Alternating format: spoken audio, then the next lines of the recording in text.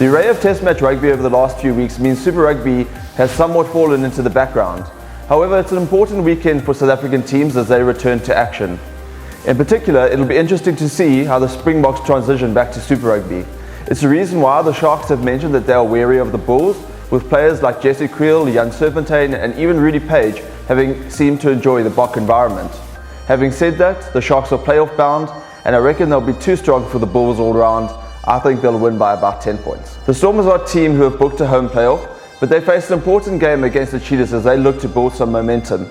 They do have some fly half problems, but I think they'll feed off the Cheetahs' mistakes and get a comfortable win of about 15 points. The Lions have suffered a big injury blow with captain Warren Whiteley ruled out for the rest of the competition. However, they host the Sunwolves, who are a hapless team and will put up no fight against the Lions.